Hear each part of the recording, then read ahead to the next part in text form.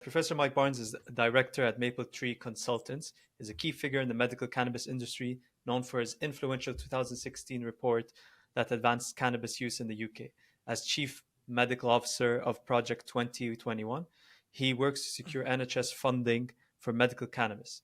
He founded the Medical Cannabis Clinicians Society and the Cannabis Industry Council, promoting education and setting industry standards.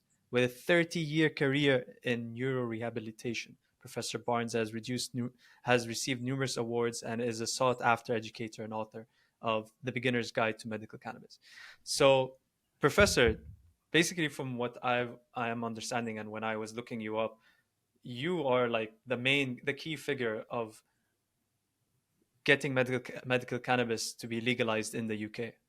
You were definitely a very big influential figure in the movement for that. So please do tell us Yeah. more about that, man.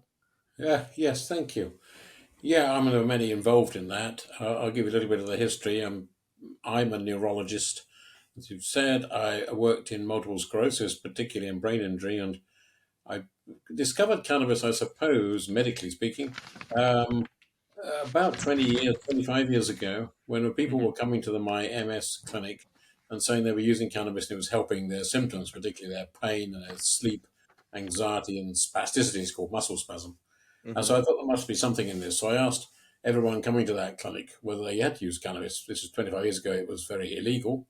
Um, Yeah. and about half of the people coming to the clinic said they were using it, which I thought, well, there must be something to it. If these people, many of whom were very disabled, were criminalizing themselves effectively to get cannabis, not easy for them with severe disabilities. So I thought there must be something to it. And then by chance, I was asked by a company that was then called GW Pharma to help develop what turned out to be the first licensed cannabis medicine called Sativex. And Hmm. we did some studies together to see how that helped spasticity in multiple sclerosis. Then that finally got approved in the UK, and then broader around Europe, and I think then Canada, and more latterly the States. Um, but it wasn't not that much used in the UK. So it was a little hiatus of about 10 years or 15 years even, um, when I wasn't really doing that much in cannabis because there wasn't much to do. Um, then I did the report that you kindly mentioned for the UK Parliament, the All Party Parliamentary Group on Drug Policy, Hmm. um, which I suppose sort of slightly rekindled the debate on cannabis that had been bubbling under the surface for many years about whether it should be legalized for medical reasons. Okay. And then another chance came along that there was a family, Hannah Deacon and Drew Dingley, the partners of a Hmm. mother and father of a child called Alfie Dingley. Yeah. He has very severe epilepsy, 300 or 400 seizures a week. I mean, very Wow. severe epilepsy. And nothing was helping him at all. So the parents researched what might help, and they found cannabis from researching mainly in the States. It wasn't available in the UK, so they went to Holland and lived in Holland for about 6 months, I think. It helped Alfie enormously. Um, he's now been seizure free for 4 years to wind up to the present day, from 300 or 400 a week to none. Hmm. They didn't want to live in Holland, so they wanted to come back to the UK and started a campaign this was spring 2018. Um, and it was a remarkably successful campaign. I mean, from the government saying, no, we're not going to change the law, to actually changing the law, eventually took about 3 or 4 months. And Alfie got his prescription, which I did the first prescription in summer 18. And then obviously the law had to go through various iterations in Parliament, and it was finally passed into actual law in November 18. So it was an incredibly successful campaign led by Hannah um, Hmm. to change the law. And then I've worked with Hannah since. And as you said, we set up the Medical Cannabis Clinicians Society in the UK, which is now international, but it has about 500 members, clinicians interested in not necessarily prescribing, but interested in knowing more about cannabis. I think called the Cannabis Industry Council, which is a trade body in the UK. And we run a consultancy together now, helping to import cannabis into the UK, set up clinics, dispensaries in the UK, Hmm. and such like. So yeah, it's been an interesting journey. So now I'm not really a neurologist any longer. I'm a I'm a pretty well a full-time cannabis physician for the last 5 years, really. Oh So wow. that, in a nutshell, is how it all came about. Yeah. All The right, medical that's an cannabis hero. introduction. Yes. So um, I'm curious. So you said that that's your introduction to medical cannabis, and hopefully we'll get to go a bit deeper into medical cannabis and what it really does to your brain and Oh, body. But why did you go with cannabis instead of marijuana or Reiki sticky or the stuff or anything? Why did you stick with well, the cannabis name? the name, well, that's its Hmm. proper botanical name, and I think that's Hmm. mainly what it's used in the UK. Mainly uses that. I know marijuana is more widely used in the States, but I think in certainly in UK cannabis circles, marijuana is a little bit of a sort of derogatory term for cannabis. If you know, I believe you probably know better than I do, but I think it came from Mexican slang. Oh, I Um, see. so it Gotcha. was it was That oh. the makes word sense. it was the Hmm. word used in the prohibition cannabis prohibition campaign, Reefer Madness, as it was called back in the Mm. 30s. It was used as a derogatory term for Hmm. cannabis in the US. So I think its proper name is cannabis. So we've stuck to cannabis. So I want to ask you a bit about follow up on that. On who is Harry J. Anslinger, and who are all these figures Yeah. that are trying to go Yeah. opposed to this medical cannabis? We see all the positive effects. People are testing it around the world, and they see positive effects, and it's healing tons of people. But there's still people out there trying to take it away from others. Yeah, there are. Harry Anslinger, that goes back to the 30s. He was the Mm-hmm. first commissioner of the Federal Bureau of Narcotics in the US. His counterpart was J. Edgar Hoover, the first commissioner, I Mm-hmm. think, of the FBI. And Harry was leading the alcohol prohibition campaign in the States, which was finishing around then in the early 30s, I believe. And therefore, his political influence and his budget and everything else was going down. And like any good politician come civil servant, he wanted to maintain his influence in life, I suppose, and alighted on a new campaign of cannabis. And he joined. We didn't. I don't think he officially joined forces, but he worked with William Randolph Hearst, who was a newspaper magnate in those days. Now, William Randolph was very keen on preserving paper for his newspapers from forests. He owned vast tracts of forest in Texas and Mexico. And hemp, which is cannabis, at the Mm-hmm. time was also very much used for paper. So he was a bit anti-cannabis, only in the sense that he wanted to use his trees and not hemp. So he and Harry had both had different reasons for being anti-cannabis. And it was a very nasty, racist campaign. It was very anti-Mexican and anti-black. Mm-hmm. Nothing you will remotely get away with these days. In fairness, it was a very effective campaign. Um, but very nasty at the same time. And it's been shorthanded now to Reefer Madness, which was the name of a film that was made at the time, which purported to show the dangers of cannabis. It was all propaganda, it was all nonsense. But nevertheless, because the influence of them and the newspapers and the American culture, I guess, it became sort of internationally fashionable, put it that way, to be anti cannabis, and the Reefer Madness campaign is there are still not many now, actually, in the UK, um, but there are still some who have this anti-cannabis stance. There are very few in the UK who are anti-medical cannabis, actually. I think that's got over the boundaries. Obviously, there's always going to be a few people who are Mm-hmm. anti-anything. There's more opposition, of course, to legalizing cannabis for recreational purposes. That probably, if it went to a vote now, will be about 50-50 or could go either way just at the moment. But the government is not thinking about it at the moment. Mm-hmm. So that's very briefly, that was the history of Harry Anslinger and the Reefer Madness campaign and that sort of stigma, anti establishment view. It's a very dangerous drug, it makes people mentally ill. That view is still out there, sadly. But I think we are winning that battle, and cannabis has its problems. It's not a totally safe medicine. No medicine would be, but it's remarkably safe and remarkably good. And I think people are beginning to realise that that is the case, and not the prohibitionist campaign that we've seen before. And so you were saying it was the decision on the people wanting to legalize cannabis is 50-50. Or are you talking about the UK or back in the UK. US? I mean, Yeah. It's most of the states now. You probably got the numbers better than I have, but 30 something of the states are now legal. Hmm. Yeah. It's legal for recreational purposes in Canada, Germany, of course, from April. Brazil, I think, yesterday. The smaller countries like Malta, Switzerland's going that direction. So, it's the dominoes are falling. Yeah. So in the UK, for recreational, the last survey I saw was about 51% against 49% for. In Yeah. parts of London, it's the other way around, even 60-40 for legalization. Other more conservative parts of the country, perhaps are probably the other way around. So the UK is getting there, and I think Germany's legalization being just basically just across the water Yeah. um, has helped.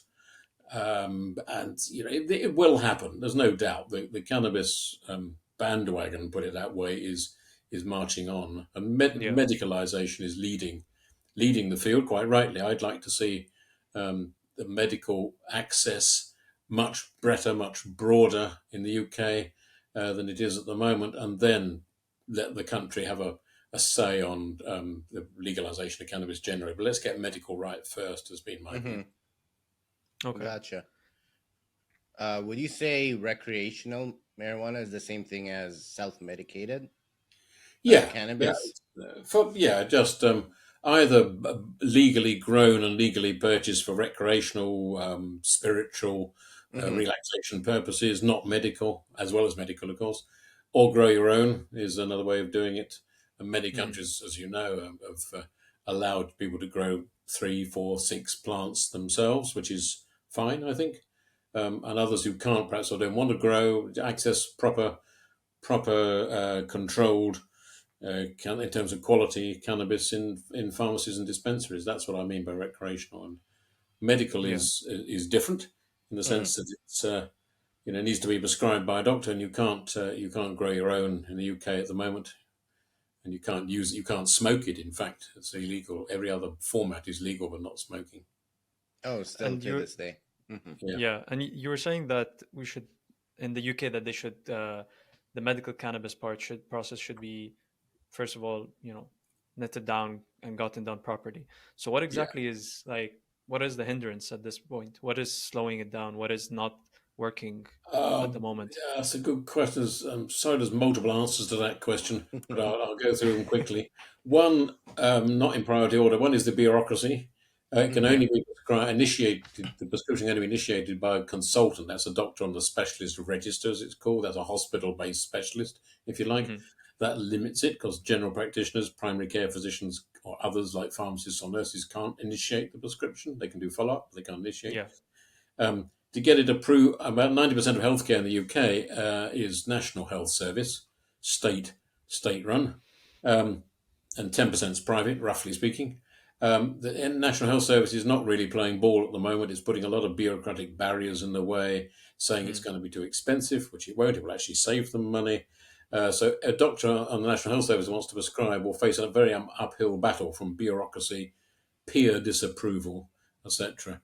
The other, so it is really only effectively only available in the private sector. There's been literally five prescriptions on the National Health Service in 5 years, Wow. which is pretty awful. Hmm. Um, the other main barrier is cynicism, ignorance, stigma amongst senior medical bodies, particularly the thing called the British Paediatric Neurology Association. They're the child neurologists Yeah. who should be embracing this as a very useful treatment for children with severe epilepsy, but they're not. They're very, very much against it.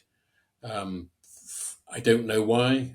They say there's not enough evidence, which there is. There's 90 papers now on epilepsy and cannabis. Over 8,500 children have been involved in trials. I mean, there's an awful lot of evidence, but some of the senior medical bodies are implacably against it, which I think is just down to ignorance, Hmm. stigma. There's a lot of conspiracy theories Hmm. around the pharmaceutical industry, pressure and such like. I don't have any evidence for that. I'd like not to believe it, but there are now. There It's are probably those. true. Hmm. But you might say that I couldn't possibly comment as they. But yeah, so there's a lot of reasons the government could help that. Yeah. Hmm. The new government we elect on Thursday, Oh, the wow. new government may be a little bit more attuned to helping at least the medical patients get more Hmm. ready access. We hope. but Yeah. we've still got to persuade some of the senior medical bodies to at least be open to discussion. Yeah, I mean, we hope for the best. But this was so interesting that you mentioned that like cannabis usage for children, especially children with epilepsy. I didn't know that can, yeah, like kids can consume cannabis. Yeah. Could you elaborate a bit about that? Because for in my head, I don't think I imagine a child, smoking smoking a joint, No. trying to relax. It's like helping with Well, a they don't. seizure. They don't. I can't picture that. No, I mean, in many countries, it's a child with epilepsy or their parents have changed the law. I mean, Charlotte Figge, Ali might remember in the States, was the child that changed the law. There are other children around the world that have, in Australia likewise. It's often the children, because they are more emotive, they're more media friendly, to be honest. Hmm. Yeah. And one of the components of cannabis called CBD is very powerfully anticonvulsant. It stops seizures or cuts down seizures, as do other components of the plant. It's not just CBD, but it's mainly CBD.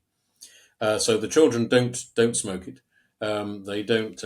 They take oils dropping under the tongue, and they get the CBD in and other components in that way, and that helps seizures. It's the mechanism is not entirely clear, but it works through something called the endocannabinoid system, which all vertebrates, all of us have that in the brain, which is like a cannabis system in the brain, which is sort of master controller of other neurotransmitters, as they're called in the brain. Everyone's heard of those, like dopamine, serotonin, opioids, and the endocannabinoid system, it controls that. It's sort of it's a negative feedback. It's a master controller, if you like, and the Hmm. cannabis plant interacts with that system, and it's through that that things are helped, like epilepsy, like spasticity, like anxiety, like pain. Um, so yeah, the children they don't smoke it, but it's remarkably helpful. I mean, again, it doesn't help all children, but about 90%. 90% is a big number of That's a children huge Wow. number Yeah. for a with medication. That's so with true. and these are children with drug resistant epilepsy. In other words, all the licensed anticonvulsants don't work. And yet they go on cannabis, and 90% of the children respond to that medication. Some of them stop their seizures completely, about 10 or 15% stop seizing altogether, and the rest reduce the seizures. So it's astonishing, really. It should be something that the medical profession should embrace and say, wow, let's look into this, let's do more studies, let's get on with it. But instead of that, they're thinking, oh no, this doesn't work, it's all nonsense and placebo Right. effect and all sorts Mm. of stuff they come up with.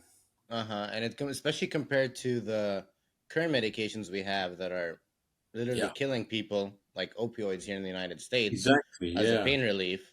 yeah. You can substitute that for this medication, You and it will absolutely. be as effective, and it has very little side effects as compared to That's opioids that are absolutely literally right. killing the majority of Yeah, people in the United States. most prescriptions worldwide are for pain. About 50, Hmm. 60% are for Wow. pain. And you're quite right. I mean, it's a very good painkiller, and Hmm. the better thing about it is very few side effects. There are side effects, of course, but you don't die from a cannabis overdosage, but you die from an opioid overdosage. And there's several tens of thousands of people in the States die every year from opioid overdosage, deliberate or accidental, and several thousand in the UK. And you can substitute the opioids for cannabis. Again, not in everybody, but it's a very good painkiller for chronic pain and far better than opioid. I personally wouldn't ever use opioids. I'd use cannabis as probably a second or third line treatment after the simple painkillers. So it's not a Hmm. first line thing to be jumped into straight away, but after we've exhausted the simple stuff, then I would use cannabis for chronic pain every day of the week. From your understanding, why does medical marijuana work on so many different medical illnesses? Why is it such a general healing drug? Like in your book, you've mentioned Yeah. ALS and autism and MS and epilepsy and pain relief and Parkinson's and strokes and etc. There's so many conditions that are affecting us that can Yeah, be treated through it's a bit of marijuana. its own. Hmm. It's a little bit of its own downfall, that, because we're used to one pharmaceutical medicine doing one job. A new blood pressure Yeah. pill reduces blood pressure. A new antibiotic kills that bacteria. Hmm. Um, we're not used to one medicine doing lots of different things as diverse as anxiety and pain and epilepsy. Mm-hmm. Um, why it does that, and that that lends people to think, well, it must be some sort of snake oil. It can't be real. But actually, because of this endocannabinoid system I mentioned earlier, cannabis works through this endocannabinoid system. It interacts with that system, and the endocannabinoid system is the master controller of all nerve function. And obviously, most of the body Mm. functions are nervous. Oh. We think, nerves hear, seeing, speaking, walking, uh, you know, passing urine, sexual function. Hmm. It's all through the nervous system. So cannabis has a master controlling effect of all those bodily functions, and therefore it has a wide range of effects, as I say, from anxiety to pain through epilepsy, etc. So that's why it's something. You're quite right that the doctors find, and the public really find difficult to accept that one medicine like this can have so many different diverse effects, but it can and does. Hmm. And um, you mentioned anxiety, and this is I have a question on that. So I have a friend. Whenever he smokes up weed, he keeps getting anxious and he Yeah, starts having a bad trip. yeah, But then when he smokes hash, it's a different effect. He's just more calm. So what's the difference yeah, between the two? yeah. That's a very good point. Cannabis has many components, well over a Hmm. thousand different components. And the Yeah. cannabinoids that we're used to hearing about, THC, which makes you high, and CBD, which we've talked about, and many others. There's 147 of them, I think the number is. So, cannabis isn't one medicine or one plant. It's a multiple different concoction, a family, if you like, of medicines. Some of Yeah. those components, let's take one, THC. Mm-hmm. THC is the one that makes you high. In higher Yeah. doses, it gets you anxious. So your friend Okay. is probably taking a high THC plant to smoke, and they're getting anxious from that. At lower Oh. doses, THC, exactly the same component, makes you opposite of that. It makes you less anxious. And THC, again, take that example, at high doses, promotes seizures. It makes you seize. But in low doses is anticonvulsant. It stops your seizing. Oh. So the cannabinoid components are they're called a biphasic response. It's a different response at a low dose from a high dose. So taking it recreationally in very high doses, you can have a different effect from taking it medically at some of those components at lower doses. So it's a Hmm. different from what we normally describe as medicine. That's why the same plant has opposite effects in some people at some Yeah. doses.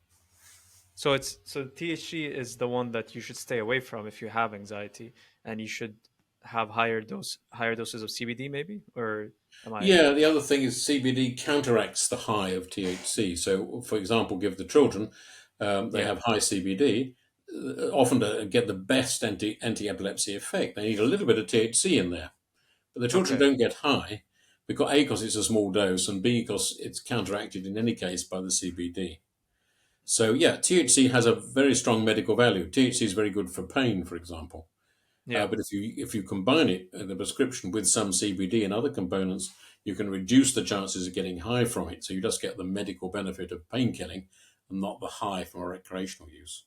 So if you use something from the street, it tends to be a little bit higher in THC, not always, but sometimes, but it's not counteracted by those other components.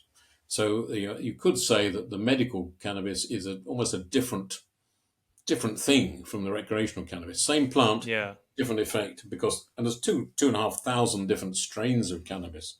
Some grown just for the recreational market, some more for the medical market, some in between, etc., etc. So there's 2,500 medicines in there, not just Hmm. one medicine. No, the medical Wow. combination over there is just like so interesting. Ali, what's your opinion on the matter? Yeah, I think it's as you said, so magical, and it's able to work with so many different people, and each person has their own individual, let's say, response to it too. But you're Yeah, also able to do general studies and see the general effect of it too. yeah, I'm curious about some of the side effects that we were talking about. So anxiety yeah, is one of them. Yeah. Dependent, yeah, um, psychosis. Can we yes, dispel some of the myths and kind of explain what's going on? Um, yeah. sure. Yeah, well, yeah. Can THC, and it's mainly THC, can THC cause psychosis? The answer is yes. Um, Okay. There's no doubt about that. Uh, but there's a but. First of all, that's very rare. Secondly, it's dose dependent. So the higher the THC you get from perhaps a recreational purchased on the street Yeah. cannabis, there's a higher the risk of psychosis. It tends to be only those who have a family history of psychosis or already have had psychosis either then or in the past.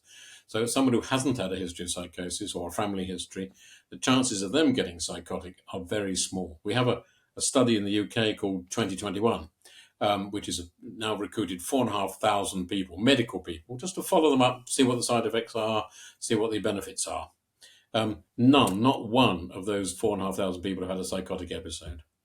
So, Wow. and there was a Okay. study Those are good by a numbers. doctor called Hickman who showed you've got to stop. It's 19,000 men and 29,000 women from smoking cannabis to prevent one episode of psychosis.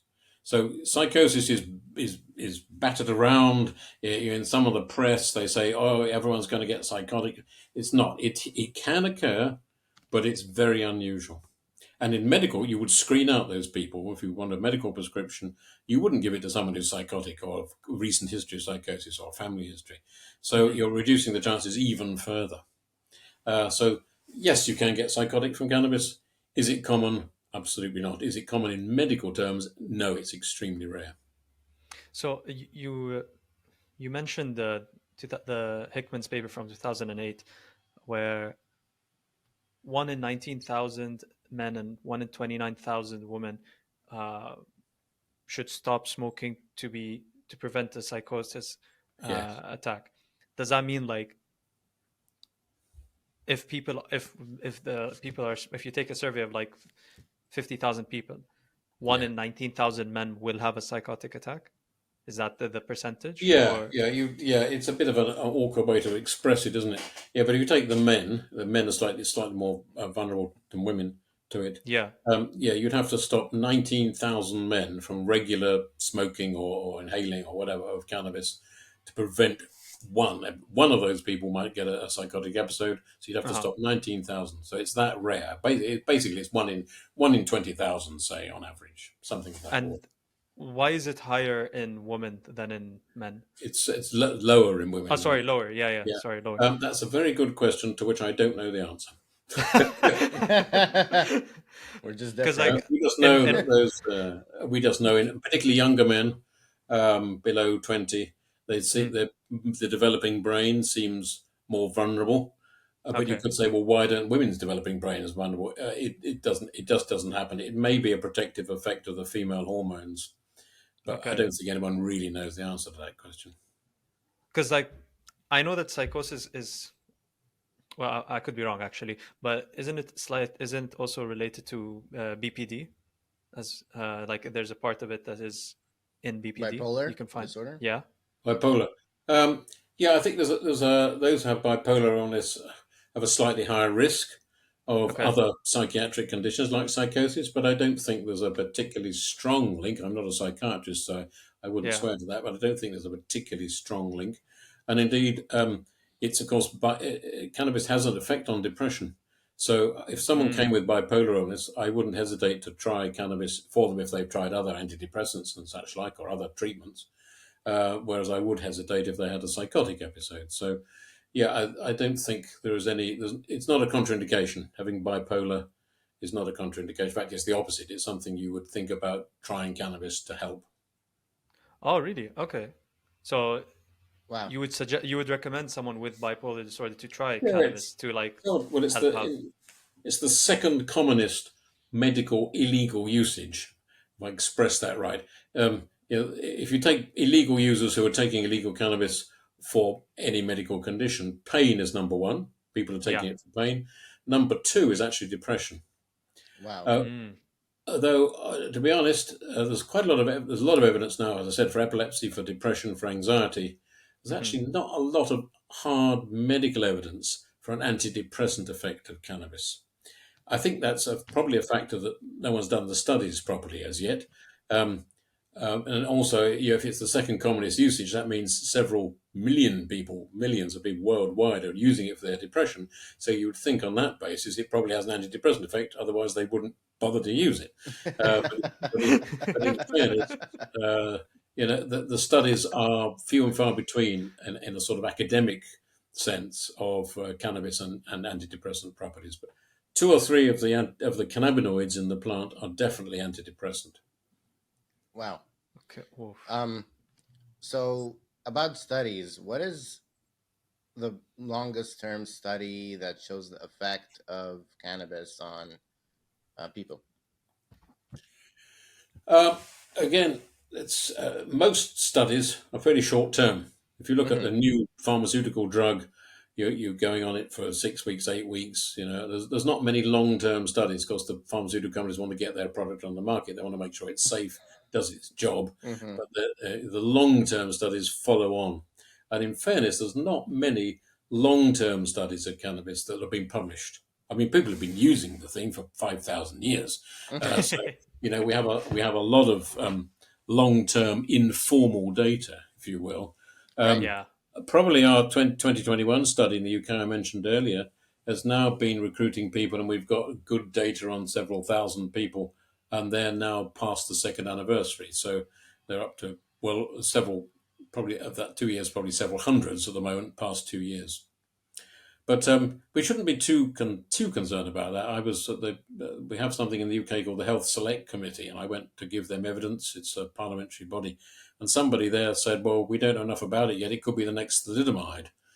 And of course, that's a utter and complete nonsense because several millions of people are using that plant on this planet every day, Yeah. and have done for hundreds and hundreds of years. So if it caused something as bad as the thalidomide scandal or long term problems, we'd know about it.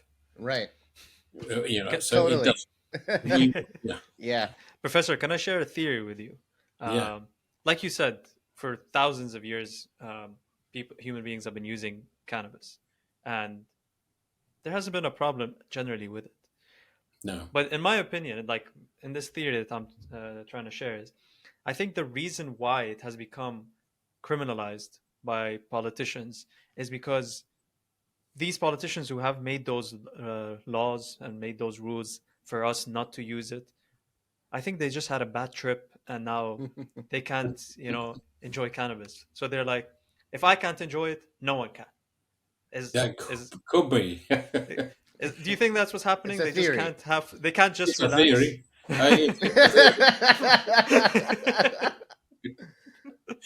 Yeah, I mean, we shouldn't forget cannabis only really been illegal in the UK probably since 1971. Wow. That's Oh, so really? 50, 60 years. And certainly worldwide, it's only been illegal in different countries for 90 years out of Hmm. a 5,000 year history.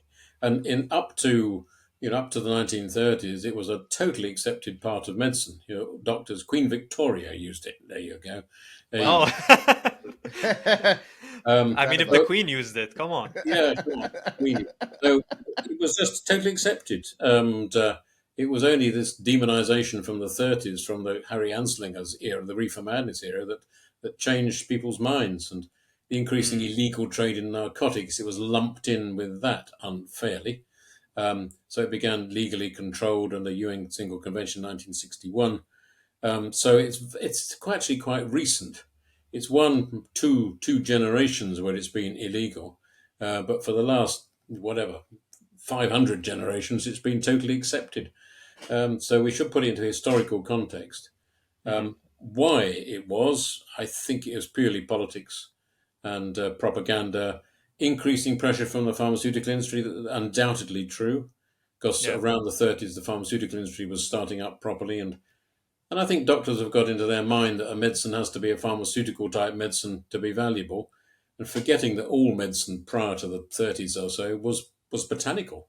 I mean, medicine was plant medicine, yeah. and now it's plant medicine's a bit wacky, you're a little bit peculiar, a little bit tree huggy, um, to to think that a botanical plant could have some medical value, but actually, 2 generations or more ago, it was the opposite. People were very much embracing plant Yeah. medicine had done for centuries. So I think the pendulum swung too much against botanicals and too much in favor of pharmaceuticals. And I think we're now beginning to see a general swing back. I mean, getting off Mm. cannabis, into, for example, the mushrooms, another example. And Hmm. there's a general more acceptance Yes. of botanical medicine, medical herbalists.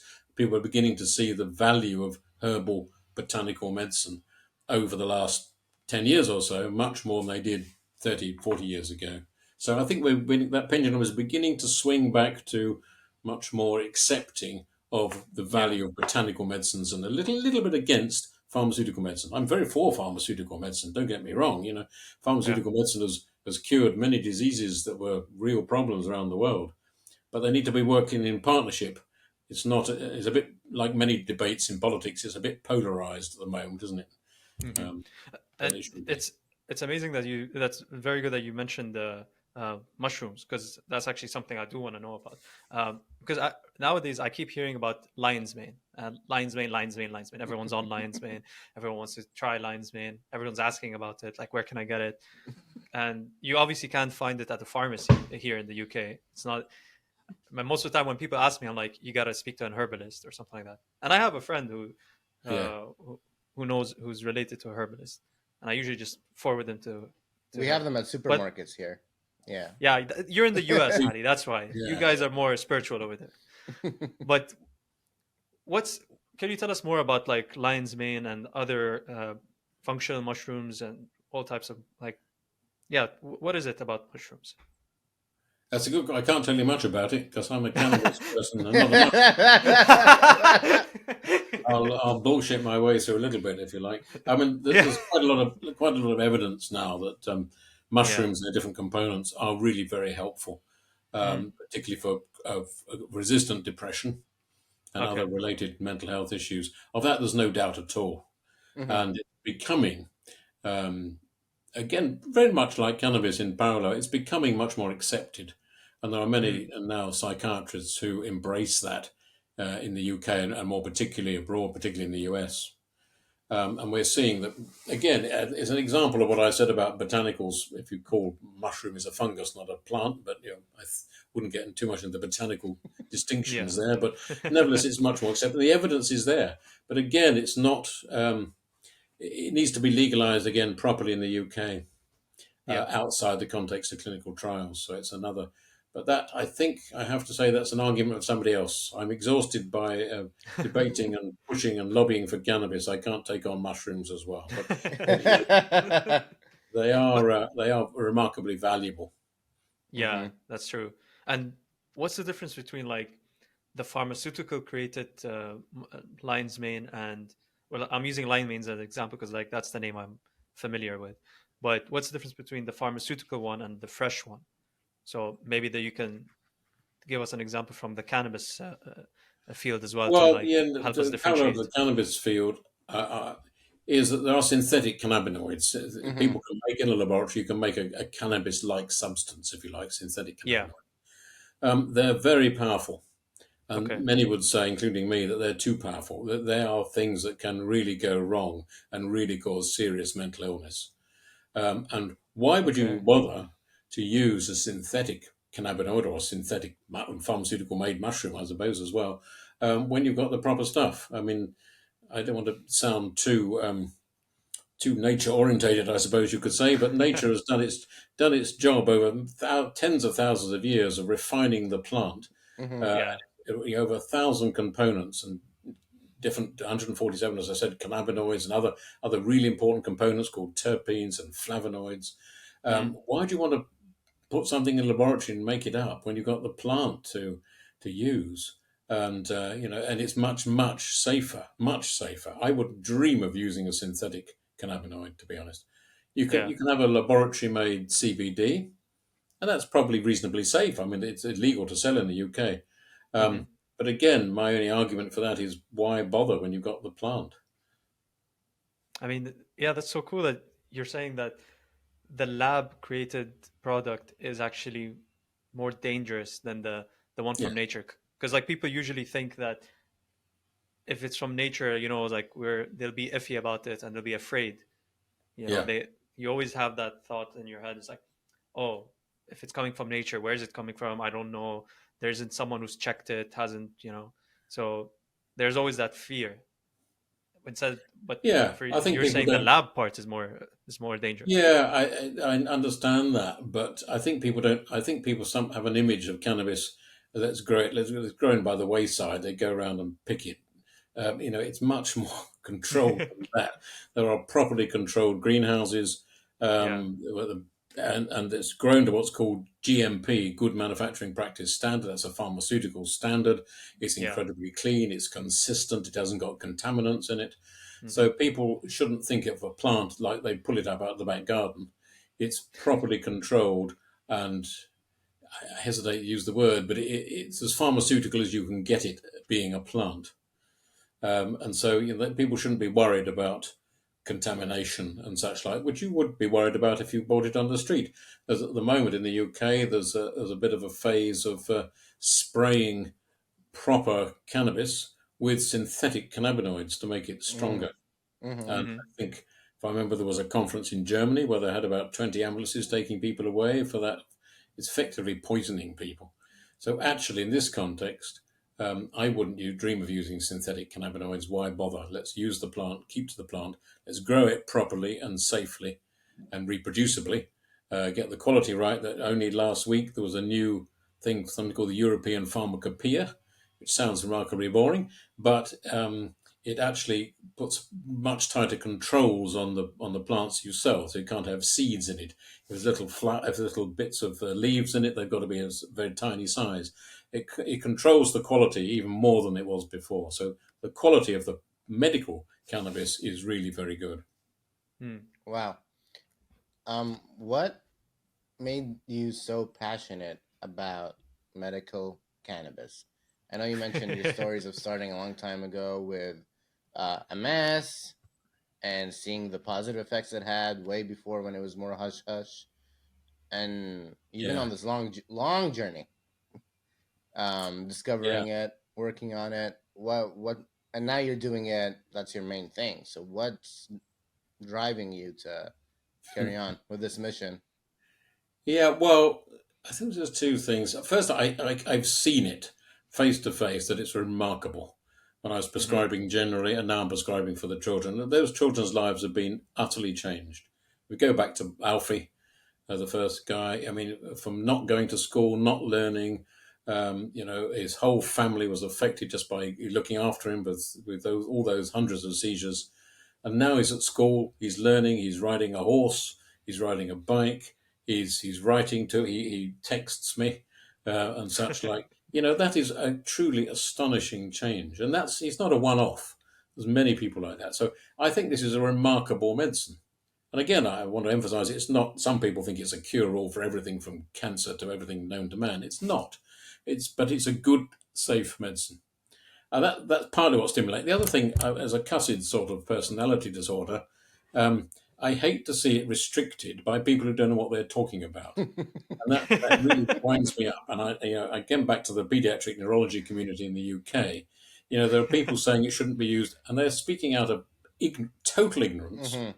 and I don't like that. So I want to stay on till those people have either changed their minds or have retired. And I might well die first, sadly, as I'm older than most of them. But yeah, so there's an awkward part of me that wants to see this succeed because others don't. But I mainly want to see it succeed because it's just a very useful medicine. Hmm. That's a very Have you noble cause, Professor. have you had success changing someone's mind on it? um, yes. Well, I did used to talk a lot of cannabis conferences. I got a bit tired of those because it's preaching to the converted. Hmm. There are people there who are in the industry. They know it. They believe it.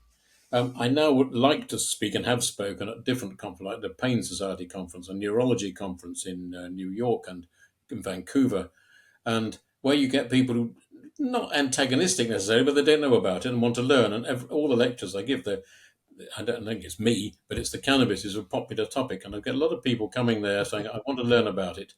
And thank you. I'm going to go away and try prescribing it now. So, yeah, Hmm. it sounds a bit evangelical, doesn't it? But yeah, I much prefer that. And of course, we're not going to convert everybody. Some of the old, and it is largely age related, I have to say. Some of the Yeah. older medics are never going to change their mind, Hmm. uh, and to hell with them. Let's try and let's try and convert the younger, more open-minded young doctors or young pharmacists or young nurses Yeah. to try this medicine. That's what drives me on, to be honest. And what's the most common persuasive point that you've noticed works at converting someone's opinion or let them accept medical cannabis? I think actually most people have to accept now there's evidence for it helping various conditions as we Hmm. discussed, pain, anxiety, epilepsy. I Yeah. think people have to be accepting of that because the evidence is there, real Yeah. world evidence as it's called. I think the thing that persuades people is the lack of or relative lack of side effects. And I think people have read Aha.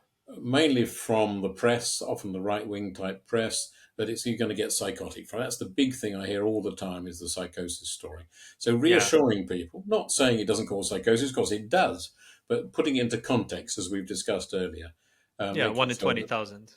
if It's it's like, properly used, properly prescribed, a good quality, consistent product, the chances of significant side effects is very small indeed. And I think that's the point that persuades the reluctant, if you like. Oh, I know it works, but I'm not sure if it's safe. If I can convince them, yes, it works, I agree with you, but it's also safe, then that's the point I want to make. So I focus really on the safety parameters rather than the yes, it works, because that's pretty accepted.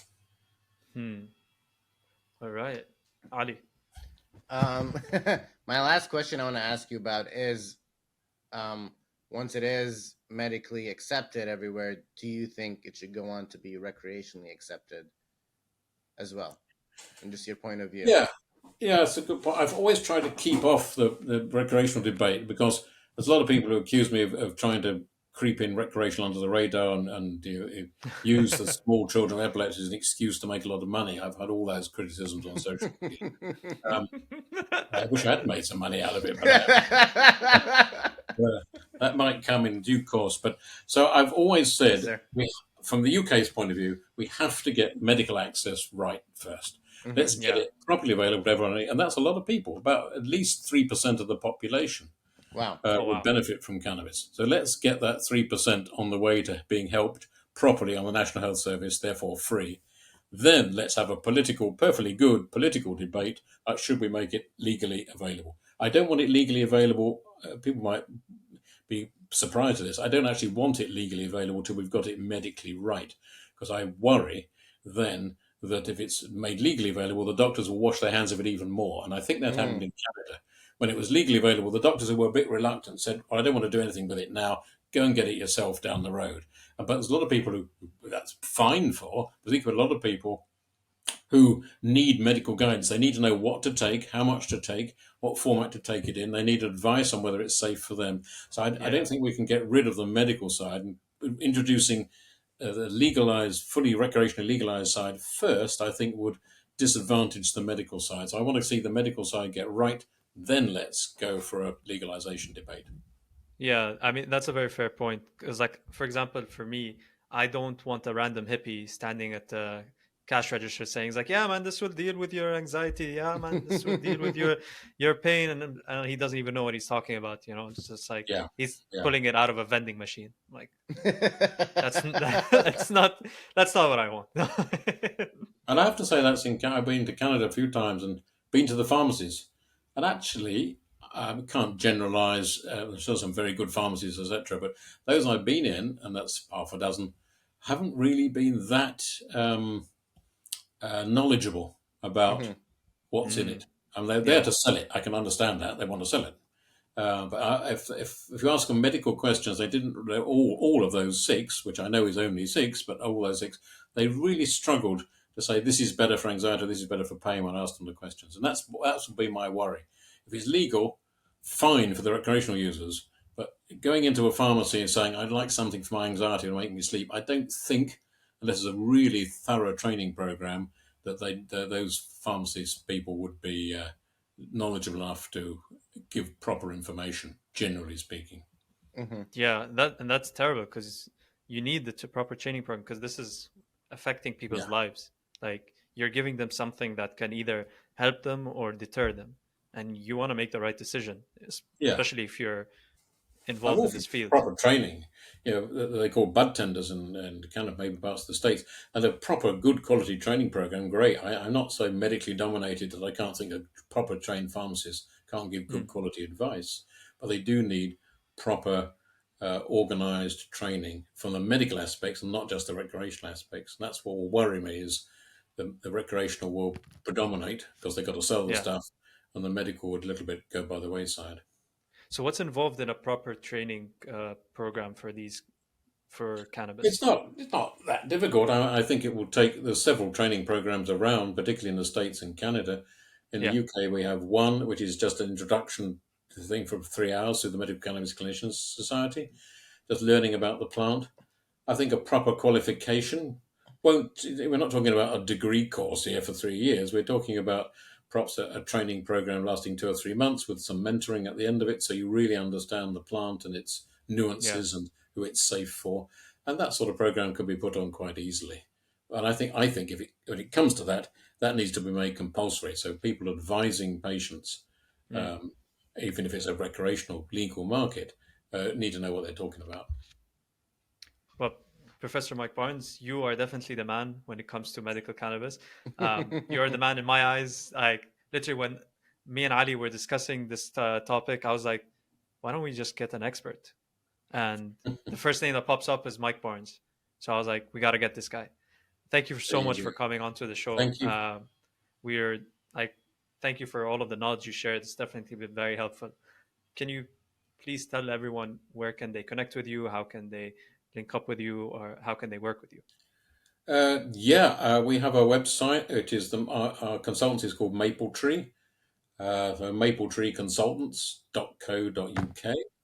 And my email is m for Mike dot p for Philip dot barnes at btinternet.com. So uh, .com? Yes, .com. I couldn't remember myself. m.p.barnes@btinternet.com. So yeah, if people want to ask me questions, I'm very happy to answer them, or go on the Maple Tree website and you can contact us through there. Well, thank you again Wonderful. so much, Mike And your Barnes. wonderful Ali, book also, Yeah, I'd be nice Cannabis. if some people Yes. bought that. You probably only bought the one copy that's available in the States, I think. Well, I own it. All right. Yeah, we've learned a lot and today about medical yes, Ali, what cannabis did and we its learn? effects. That cannabis is really powerful in a medical setting, and Yeah, that can really impact people's lives more yeah, than we understand. yeah, But it has to be done properly in the many Yeah, different levels, from the medical to the political to the social and understanding of it, to make sure we do it justice and do it right, instead of, it seems like it's a very delicate plant and yeah, we need to use it properly for the biggest exactly. gains. Yeah, exactly. amazing summary, Ali. Thank you so Good. much. Signing out. Professor Mike, this is how we Thank sign you very out. You much. can join us if you want. We salute to cover the camera. And Okay, Ciao. do that. Ciao.